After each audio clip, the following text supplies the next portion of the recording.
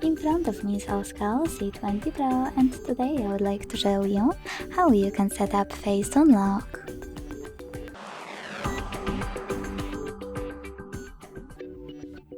Begin by opening settings and scrolling down to hit security.